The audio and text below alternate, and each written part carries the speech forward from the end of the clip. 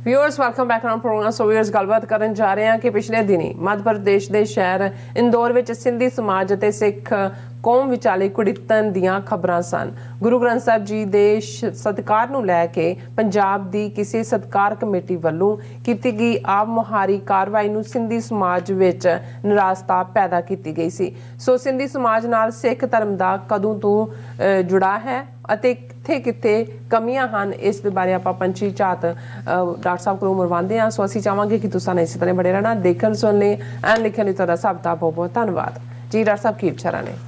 ਦੇਖੋ, ਸਾਨੂੰ ਇਸ ਗੱਲ ਦੇ ਉੱਤੇ ਤਸੱਲੀ ਔਰ ਖੁਸ਼ੀ ਹੁੰਦੀ ਹੈ ਵੀ ਕਈ ਵਾਰ ਜਿਹੜਾ ਇਸ਼ੂ ਅਸੀਂ ਇੱਥੇ ਓਬਜੈਕਟਿਵਲੀ ਕੋਈ ਮਨ 'ਚ ਇਹ ਰੱਖ ਕੇ ਨਹੀਂ ਕਿ ਕਿਸੇ ਨੂੰ ਨੀਵਾਂ ਦਿਖਾਉਣਾ ਹੈ ਜਾਂ ਕਿਸੇ ਦੀ ਤੋਹੀਨ ਕਰਨੀ ਹੈ, ਪਰ ਸਾਡਾ ਕ੍ਰਾਈਟੇਰੀਆ ਪੰਥ ਦੀ ਚੜ੍ਹਦੀ ਕਲਾ, ਸਿੱਖੀ ਵੈਲਿਊਜ਼ ਨੂੰ ਮੱਦੇਨਜ਼ਰ ਰੱਖਦੇ ਹਾਂ। ਕਿਸੇ ਵੀ ਸਥਿਤੀ ਦੇ ਵਿੱਚ ਜਿਹੜੀ ਗੱਲ ਸਾਨੂੰ ਲੱਗਦਾ ਹੈ ਕਿ ਵੀ ਕੋਈ ਐਕਟੀਵਿਟੀ ਜਾਂ ਕੋਈ ਐਕਸ਼ਨ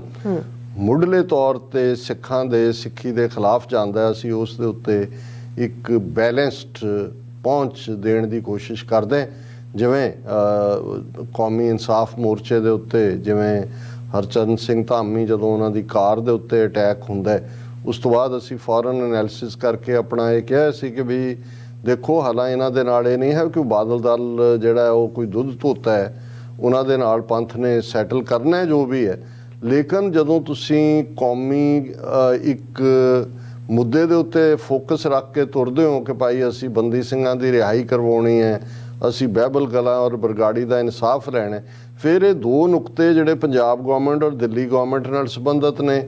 ਉਹਨਾਂ ਦੇ ਉੱਤੇ ਫੋਕਸ ਰਹੇ। ਫਿਰ ਤੁਸੀਂ ਘੱਟੋ ਘੱਟ ਆਪਣੀ ਤਾਕਤ ਨੂੰ ਇੱਕ ਦੂਸਰੇ ਦੇ ਪ੍ਰਤੀ ਨੈਗੇਟਿਵਿਟੀ ਲਈ ਨਾ ਵਰਤੋ। ਔਰ ਬਾਅਦ ਦੇ ਵਿੱਚ ਬਹੁਤ ਸਾਰਿਆਂ ਦੇ ਰਿਐਕਸ਼ਨ ਉਸ ਦੇ ਉੱਤੇ ਹੀ ਆਏ ਔਰ ਈਵਨ ਕੌਮੀ ਇਨਸਾਫ ਮੋਰਚਾ ਦੇ ਪ੍ਰਬੰਧਕਾਂ ਨੇ ਵੀ ਇਸ ਦੇ ਉੱਤੇ ਜਿਹੜਾ ਹੈ ਉਹ ਠੀਕ ਅਪਰੋਚ ਲਈ ਜਸਦਾਰ ਹਵਾਰਾ ਦਾ ਵੀ ਮੈਸੇਜ ਆਇਆ। ਇਸੇ ਤਰ੍ਹਾਂ ਜਦੋਂ ਇਹ ਖਬਰ ਆਈ ਕਿ ਭਾਈ ਇੰਦੌਰ ਦੇ ਵਿੱਚ ਕਿਵੇਂ ਪੰਜਾਬ ਦੀ ਕੋਈ ਸਤਿਕਾਰ ਕਮੇਟੀ ਵਾਲੇ ਕਿਹਦੇ ਸੱਦੇ ਤੇ ਗਏ ਪਤਾ ਨਹੀਂ, ਪਰ ਉਹਨਾਂ ਨੇ ਜਾ ਕੇ ਕੁਝ ਸਿੰਧੀ ਘਰਾਂ ਚੋਂ ਗੁਰੂ ਗ੍ਰੰਥ ਸਾਹਿਬ ਦੇ ਸਰੂਪ ਚੁੱਕੇ, ਇਹ ਕਹਿ ਕੇ ਕਿ ਵੀ ਵਿੱਚ ਹੀ ਤੁਸੀਂ ਜਿਹੜਾ ਹੈ ਉਹ ਹੋਰ ਵੀ ਕੰਮ ਮੂਰਤੀਆਂ ਵੀ ਪੂਜੀ ਜਾਂਦੇ ਹੋ, ਮਰਿਆਦਾ ਭੰਗ ਕਰਦੇ ਹੋ ਤੁਸੀਂ। ਔਰ ਉਸ ਦਾ ਇੰਨਾ ਅਸਰ ਹੋਇਆ, ਔਰ ਮੈਨੂੰ ਬਾਅਦ 'ਚ ਪਤਾ ਲੱਗਾ ਕਿ 1500 ਦੇ ਕਰੀਬ ਸਿੰਧੀ ਫੈਮਲੀਜ਼ ਇੰਦੌਰ ਦੇ ਵਿੱਚ ਰਹਿੰਦੀਆਂ ਨੇ ਔਰ 92 ਘਰਾਂ 'ਚ, ਔਰ ਉੱਥੇ ਕੁਛ ਐਸੇ ਉਹਨਾਂ ਦੇ ਉਹ ਇਕੱਲੇ ਘਰ ਹੀ ਨਹੀਂ ਸੀ, ਕੁਛ ਉਹਨਾਂ ਦੇ ਜਿਹੜੇ ਸਿੰਧੀ ਦਰਬਾਰ ਨੇ ਉੱਥੋਂ ਵੀ ਉਹਨਾਂ ਨੇ ਗੁਰੂ ਗ੍ਰੰਥ ਸਾਹਿਬ ਦੇ ਸਰੂਪ ਚੁੱਕ ਕੇ ਗੁਰਦੁਆਰਾ ਸਾਹਿਬ ਪਹੁੰਚਾ ਦਿੱਤੇ ਔਰ ਕੁਛ ਜਿਹੜੇ ਨੇ ਉਹ ਰੋ ਰਹੇ ਸੀ ਭਾਵਕ ਹੋ ਕੇ। ਔਰ ਇਸ ਨੂੰ ਅਸੀਂ ਸਮਝਿਆ ਕਿ ਵੀ ਇਹ ਕੰਮ ਠੀਕ ਨਹੀਂ ਹੈ, ਇਹਦੇ 'ਚ ਕਿਤੇ ਨਾ ਦੋਨੋਂ ਪਾਸਿਆਂ ਨੂੰ ਜਿਹੜਾ ਬਿਠਾ ਕੇ ਇਹ ਸਮਝਣ ਦੀ ਲੋੜ ਹੈ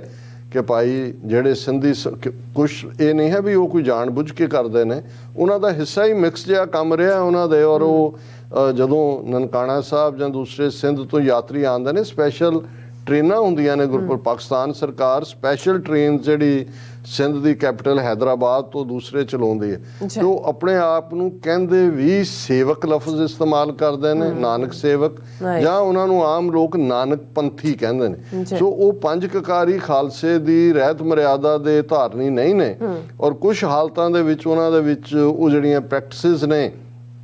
ਜਿਹੜੀਆਂ ਹਿੰਦੂ ਰੌ ਰੀਤਾਂ 'ਚੋਂ ਵੀ ਆਈਆਂ, ਕੁਛ ਜਿਹੜੀਆਂ ਉਹਨਾਂ ਦੇ ਆਪਣੇ ਪਰਿਵਾਰਕ ਪੁਰਖਿਆਂ ਤੋਂ ਵੀ ਚੱਲੀਆਂ, ਇੱਕ ਵਪਾਰਕ ਕਮਿਊਨਿਟੀ ਵੀ ਹੈ। ਸੋ ਇਸ ਲਈ ਅਸੀਂ ਇਹ ਕਹਿਣ ਦੀ ਕੋਸ਼ਿਸ਼ ਕੀਤੀ ਕਿ ਭਾਈ ਇਸ ਪਾਰਟ ਨੂੰ ਬੜੇ ਇਹ ਸੈਂਸਿਟਿਵ ਮੁੱਦਾ ਹੈ, ਇਹ ਸਾਡੀ ਸਿੱਖੀ ਦੀ ਜ਼ਮੀਨ ਵੀ ਹੈ, ਕਿਉਂਕਿ ਇਹ ਉਹ ਸਟੈਪ ਹੈ ਜਿਹਦੇ 'ਚੋਂ ਅੱਗੋਂ ਵੀ ਸਿੱਖੀ ਵੱਲ ਪੰਜ ਕਕਾਰੀ ਰੂਪ ਵੱਲ ਆਉਂਦੇ ਨੇ। ਔਰ ਵੈਸੇ ਵੀ ਸਿੱਖੀ ਦਾ ਰਸਤਾ ਤਾਂ ਜਿਹੜਾ ਉਹ ਪਿਆਰ ਦਾ ਹੈ, ਕਿਸੇ ਨਾਲ ਵੀ ਤੁਸੀਂ ਜਿਹੜਾ ਉਹ ਨਫ਼ਰਤ ਨਾਲ ਜਾਂ ਧੱਕਾ ਕਰਨ ਦੀ ਤਾਂ ਲਾਈਨ ਹੀ ਨਹੀਂ। ਔਰ ਸਾਡੇ ਉਸ ਸੈਗਮੈਂਟ ਦੇ ਉੱਤੇ ਵੀ ਸਾਡੇ ਵੀਰਾਂ ਨੇ, ਜਿਵੇਂ ਗੁਰਦਰਸ਼ਨ ਸਿੰਘ ਹੋਰਾਂ ਨੇ ਲਿਖਿਆ ਸੀ ਕਿ ਵੀ ਸਤਿਕਾਰ ਕਮੇਟੀ ਵਾਲਿਆਂ ਨੂੰ ਕੌਣ ਅਧਿਕਾਰ ਦੇ ਰਿਹਾ ਸਭ ਕੁਝ ਕਰਨ ਲਈ, ਇਹਨਾਂ ਦੀ ਛਿੱਤਰ ਪਰੇਡ ਕੀਤੀ ਜਾਣੀ ਚਾਹੀਦੀ ਹੈ। ਸਿੱਖ ਵਿਰੋਧੀ ਤਾਕਤਾਂ ਦੇ ਟਾਊਟ ਹਨ, ਇਹ ਕਿਵੇਂ ਠੇਕਾ ਲਈ ਫਿਰਦੇ ਨੇ ਗੁਰੂ ਗ੍ਰੰਥ ਸਾਹਿਬ ਜੀ ਦਾ। ਹਾਲਾਂ ਮੈਨੂੰ ਇਹ ਲੱਗਦਾ ਵੀ ਇੰਟੈਂਸ਼ਨ ਉਹਨਾਂ ਦੀ ਵੀ ਮਾੜੀ ਨਹੀਂ ਹੋਏਗੀ, ਉਹਨਾਂ ਨੂੰ ਜਿਹਨੇ ਵੀ ਇਨਵਾਈਟ ਕੀਤਾ ਕਿ ਜੀ ਇਹ ਹੈ, ਔਰ ਇਹ ਲੋਕਲ ਇਸ਼ੂ ਹੁੰਦੇ ਨੇ ਕਈ ਵਾਰ ਸਮਝਣ ਵਾਲੇ। ਔਰ ਦੂਜੇ ਇੱਕ ਵੀਰ ਕੁਲਦੀਪ ਸਿੱਧੂ ਨੇ ਸਿੰਧੀਆਂ ਦੇ ਉੱਤੇ ਕਿਹਾ, ਉਹਨਾਂ ਨੇ ਕਿਹਾ ਜੀ ਇਹਨਾਂ ਦਾ 1984 'ਚ ਐਂਟੀ ਸਿੱਖ ਫੋਰਸਿਸ ਨਾਲ ਹੀ ਖੜੇ ਸੀ। ਮੈਂ ਪਰਸਨਲ ਵਿਟਨੈਸ ਹੈ ਕਿ ਸਿੰਧੀ ਵਿਮਨ ਡਾਕਟਰਸ ਜਿਹੜੀਆਂ ਸੀ ਉਹਨਾਂ ਨੇ ਨਵੰਬਰ 84 'ਚ ਦਿੱਲੀ 'ਚ ਸਿੱਖਾਂ ਦਾ ਇਲਾਜ ਕਰਨ ਤੋਂ ਨਾ ਕਰ ਦਿੱਤੀ ਸੀ। ਦੇਖੋ, ਕੁਛ ਨਾ ਕੁਛ ਘਟਨਾਵਾਂ ਐਸੀਆਂ ਜ਼ਰੂਰ ਹੋਈਆਂ ਹੋਣਗੀਆਂ ਕਈਆਂ ਨੇ ਜਿੱਥੇ ਸਿੰਧੀ ਗੁਰਦੁਆਰਾ ਲਿਖਿਆ ਸੀ ਉਹਦੇ ਬਾਹਰ ਨਵੰਬਰ 84 ਤੋਂ ਬਾਅਦ ਮੰਦਿਰ ਵੀ ਲਿਖ ਦਿੱਤਾ ਸੀ। ਲੇਕਿਨ ਇਸ ਗੱਲ ਦਾ ਵੀ ਧਿਆਨ ਰਹੇ ਕਿ ਨਾਲ ਦੀ ਨਾਲ ਹਿੰਦੂ ਆਰਗੇਨਾਈਜੇਸ਼ਨਾਂ ਨੇ ਕਿਹਾ ਜੀ ਹੁਣ ਤੁਸੀਂ ਸਾਡੀ ਰਾਮਾਇਣ ਮਹਾਭਾਰਤ ਰੱਖੋ ਘਰਾਂ 'ਚ, ਕੋਈ ਤੁਹਾਨੂੰ ਜਿਵੇਂ ਮਰਜ਼ੀ ਰੱਖੋ, ਕੋਈ ਨਹੀਂ। ਸੋ ਉਸ ਤੋਂ ਮੈਨੂੰ ਇਹ ਲੱਗਾ ਕਿ ਵੀ ਇਹ ਜਿਸ ਤੇਜ਼ੀ ਨਾਲ ਸਰੂਪ ਚੁੱਕੇ ਗਏ ਔਰ ਜਿਸ ਤੇਜ਼ੀ ਨਾਲ ਫਿਰ ਇਹਨਾਂ ਦਾ ਪ੍ਰੋਪੇਗੈਂਡਾ ਹੋਇਆ ਵੀ ਇਹ ਵਾਕਿਆ ਹੀ ਕੋਈ ਡੀਪ ਸੀਟਡ ਸਾਜ਼ਿਸ਼ ਸੀ। ਦੋਵੇਂ ਪਾਸੇ ਜਿਹੜੇ ਮੋਹਰੇ ਲੱਗੇ ਸੀ ਉਹਨਾਂ ਨੂੰ ਉਹ ਪਤਾ ਵੀ ਨਹੀਂ ਹੋਣਾ ਵੀ ਕਿਹਦੀ ਗੇਮ ਉਹ ਖੇਡ ਰਹੇ ਨੇ। ਲੇਕਿਨ ਜਿਹੜੀ ਚੰਗੀ ਗੱਲ ਹੈ ਕਿ ਵੀ ਸ਼੍ਰੋਮਣੀ ਕਮੇਟੀ ਅਕਾਲ ਤਖਤ ਨੇ ਗਿਆਨੀ ਹਰਪ੍ਰੀਤ ਸਿੰਘ ਨੇ 5 ਮੈਂਬਰੀ ਜਥਾ ਜਿਹੜਾ ਸ਼੍ਰੋਮਣੀ ਕਮੇਟੀ ਨੁਮਾਇੰਦਿਆਂ ਦਾ ਭੇਜਿਆ। ਲੋਕਲ ਗੁਰਦੁਆਰਾ ਮੈਨੇਜਮੈਂਟ ਦੇ ਪ੍ਰੈਜ਼ੀਡੈਂਟ ਨੇ ਸਿੰਧੀ ਸਮਾਜ ਦੇ ਜਿਹੜੇ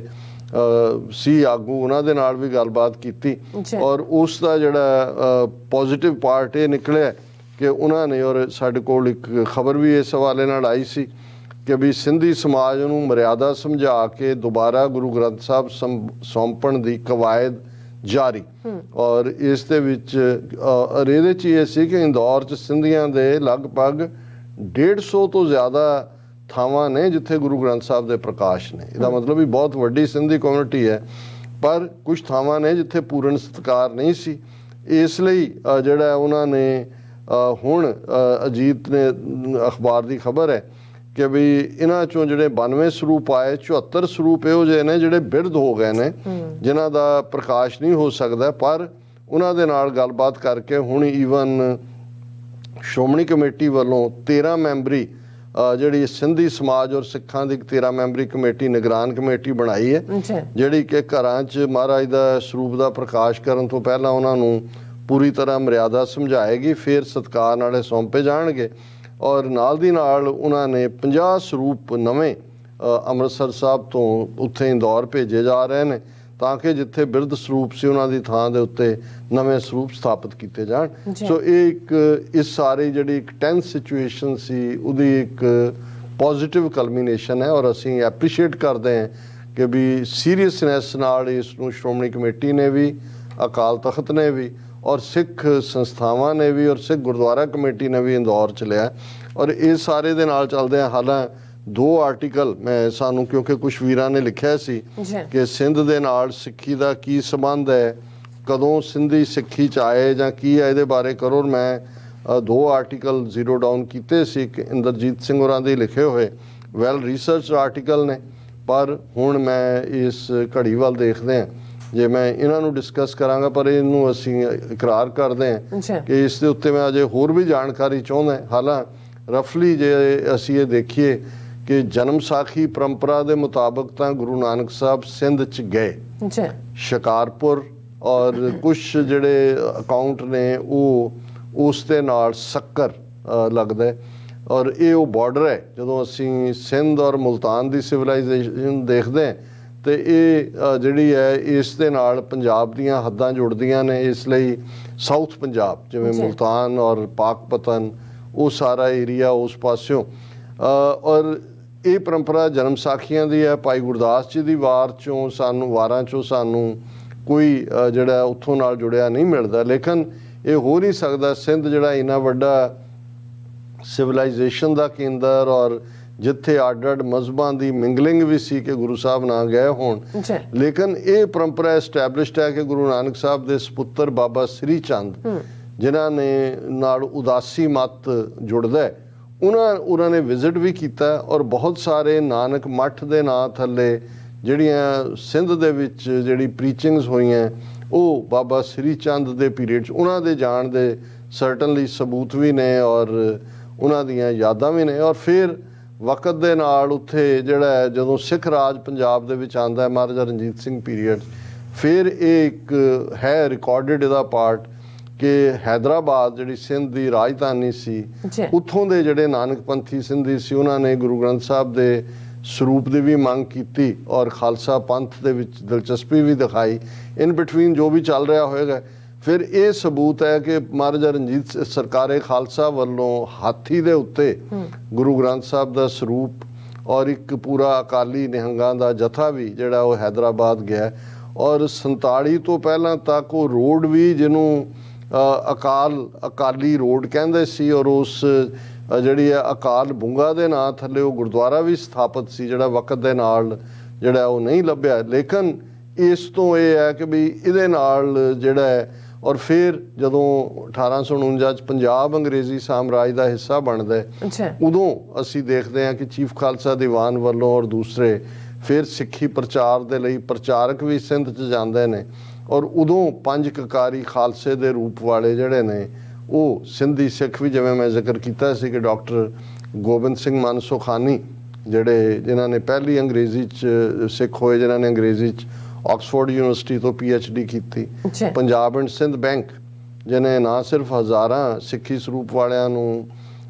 ਨੌਕਰੀਆਂ ਦਿੱਤੀਆਂ, ਪਰ ਇਹ ਵੀ ਗਲਤ ਸਾਬਤ ਕੀਤਾ ਕਿ ਸਿੱਖ ਸਿਰਫ ਖੇਤੀਬਾੜੀ ਜਾਂ ਫੌਜੀ ਹੁੰਦੇ ਨੇ, ਬੈਂਕਰ ਨਹੀਂ ਹੁੰਦੇ। ਉਹਨਾਂ ਨੇ ਬੜੀ ਕਾਮਯਾਬੀ ਨਾਲ, ਔਰ ਜਦੋਂ ਕਾਮਯਾਬ ਹੋਇਆ ਬੈਂਕ, ਇੰਦਰਾ ਗਾਂਧੀ ਨੇ ਨੈਸ਼ਨਲਾਈਜ਼ ਕਰ ਲਿਆ। ਔਰ ਈਵਨ ਜਿਨ੍ਹਾਂ ਨੇ ਸੰਤ ਪਿੰਡਰਾਂ ਵਾਲੇ ਜਨਰਲ ਸੁਬੇਗ ਸਿੰਘ, ਭਾਈ ਅਮਰੀਕ ਸਿੰਘ ਉਹਨਾਂ ਦੇ ਨਾਲ ਸ਼ਹਾਦਤ ਪਾਈ, ਬਾਬਾ ਠਾਰਾ ਸਿੰਘ, ਉਹ ਵੀ ਸਿੰਧੀ ਮੂਲ ਦੇ ਸੀ। ਔਰ ਇੱਕ ਵੱਡੇ ਜਿਹੜੇ ਉਹਨਾਂ ਦੇ ਸਿੰਧੀ ਮੂਲ ਦੇ ਪ੍ਰਚਾਰਕ 20ਵੀਂ ਸਦੀ ਦੇ, ਜਿਨ੍ਹਾਂ ਨੂੰ ਸੰਤ ਠਾਰੀਆ ਸਿੰਘ ਕਹਿੰਦੇ ਨੇ, ਕਿਉਂਕਿ ਸੰਤ ਠਾਰੀਆ ਸਿੰਘ ਦਾ ਨਾਂ ਅੱਜ ਵੀ ਸਾਰਾ ਸਿੰਧੀ ਸਮਾਜ ਦੁਨੀਆ ਭਰ 'ਚ ਲੈਂਦਾ ਹੈ। ਇਹ ਸਿੱਖੀ ਸਰੂਪ 5 ਕਕਾਰੀ ਰੂਪ 'ਚ ਸੀ, ਔਰ ਉਹਨਾਂ ਨੇ ਜਿਹੜਾ ਆਪਣਾ ਬਹੁਤ ਸਾਰਾ ਸਿੱਖੀ ਦਾ ਪ੍ਰਚਾਰ ਜਿਹਦੇ 'ਚ, ਔਰ ਉਹਨਾਂ ਦਾ ਜਿਹੜਾ ਉਹਨਾਂ ਤੋਂ ਹੀ ਅੱਗੇ ਜਿਹੜੇ ਨੇ